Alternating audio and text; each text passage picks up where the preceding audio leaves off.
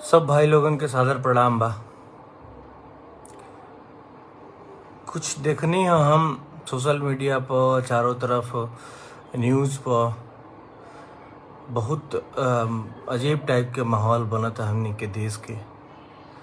तो हम सोचनी है कि रुआ सब हमरा के प्यार दुलारा आशीर्वाद देवे नहीं जा, हमार भाई बने जरुआ सब, तो रुआ सब तक अपन संदेश पहुँचावल बहुत जरूरी बा। सरकार एगो स्कीम निकलले बा अग्निपथ, जौना के देखत तनी चारों तरफ विरोध होता और लोकतंत्र में विरोध कईल हमनी के आपन अधिकार होला, लेकिन विरोध के एगो तरीका होखे के चाहिए। ई तरीका ठीक नहीं है। जवन ट्रेन में सार्वजनिक संपत्ति के मतलब समझ ली कि हमनी के संपत्ति, हमनी के रउआ पूरा देश के जनता मिलके जौन पैसा सरकार के देवेला, वही पैसा से ट्रेन बस जौन भी सरकारी चलेला, रोड बनेला, जो भी होला सब हमनी के पैसा से होला। तो हमनी के अपना पैसा के काहे आग लगावत नहीं है? आई जौन भी क्षति हो रहल बा संपत्ति के, ई वसूलल जाई हमनिए से। कोनो न कोनो तरीका से ट्रेन के किराया बढ़ जाई, आए वाला भविष्य में तेल के दाम बढ़ जाई, कैसे भी करके ई पैसा के आपूर्ति हमारे तोहरा से होई, हमनी से होई।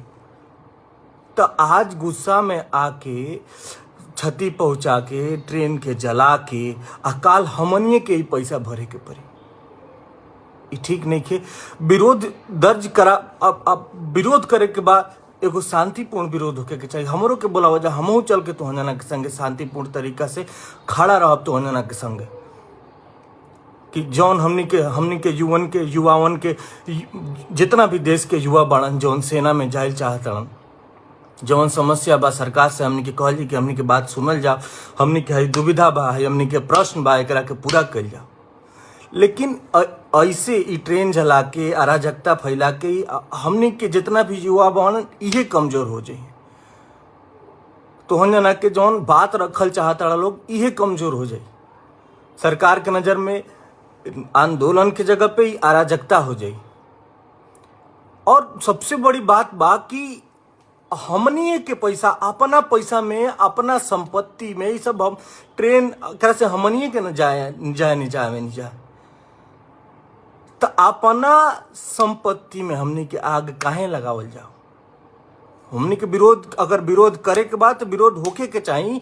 आंदोलन लोकतंत्र के एगो स्तंभ है। जनता अपन आवाज रखेला, सरकार के सामने रखे के भी चाहिए, लेकिन ओकर एगो सही तरीका होके के चाहिए।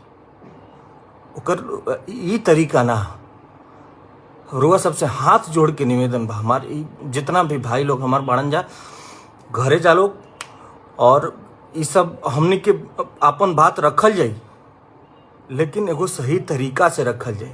शांतिपूर्ण आंदोलन, शांतिपूर्ण प्रदर्शन करके अपन बात हमनी के रखल जाई सरकार के सामने। हमारा के बोले बजा, हमहू आइब तो जना के संगे, लेकिन ई तरीका ठीक नहीं है। भैया लोग हमारा हाथ जोड़ के निवेदन बा, अगर हमहू अपन घर द्वार छोड़ के जाई वैसन प्रदर्शन में, हमार माई बाबू के करेजा में धुक लागे रही कि अरे कहाँ गई बा हमार लइका, घरे जा लोग।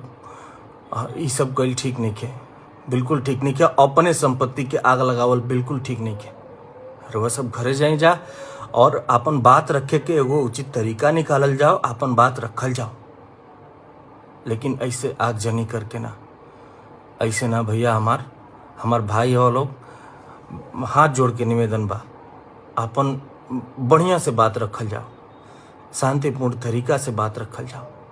अरे हमनी के गांधी जी के देश के वासी हैं जा, इतना बड़ देश अंग्रेजन के हाथ से अपन शांति के बल पे, अहिंसा के बल पे ले लिहल गई। तो अपन देश के चलाए वाला लोग से ऐसे बात रखल ठीक नहीं है। आराम से शांतिपूर्ण ढंग से अपन बात रखे के चाहिए। हमारा मन में ये बात रहल, जवन भी बात बा रुआ सबके सब बात ठीक बा। जवन भी कहल जाता कि एमएलए एमपी 2 साल की नियुक्ति किया जाए, बाद में रिटायरमेंट दी जाए, ठीक है, ये सारी बातें सही है हम लोगों की, लेकिन उसके लिए एक मंच बनाइए, लोग एक जगह इकट्ठा हों, शांतिपूर्ण ढंग से अपनी बात को कहा जाए। ये तरीका बिल्कुल सही नहीं है कि ट्रेन को आग लगा के, आज अभी हम न्यूज़ देख रहे थे, हजारों यात्री इधर उधर छटपटा रहे हैं, कोई कहीं नहीं पहुंच, कोई किसी के घर वाले इंतजार कर रहे होंगे, वो छटपटा रहा है किसी ट्रेन पे, किसी सुदूर इलाके में वो उतर गया है, अब देख के हौल हलगामा, वो अपने घर कब पहुंचेगा ये कोई ठीक नहीं है। सबके बारे में सोचा जाए, और ये बिल्कुल बिल्कुल ये सही नहीं हो रहा है। आंदोलन का ये तरीका नहीं है। आंदोलन किया जाए, शांतिपूर्ण ढंग से अपनी बात को रखा जाए, और शांतिपूर्ण ढंग से जरूर सरकार देखेगी, मानेगी बात को, ऐसे नहीं मानेगी, शांतिपूर्ण ढंग से ही मानेगी। और ऐसे अपनी संपत्ति को नुकसान पहुंचा के, अपना पैसा जला के, अपना सब कुछ अपना है, अपने चीज को क्यों जलाएं हम लोग? ये बाद में वसूली हम ही लोगों से होने वाला है, हमसे आपसे। किसी न किसी तरीके से इन सारी चीजों की आपूर्ति हमसे और आपसे ही पैसा लेके किया जाएगा।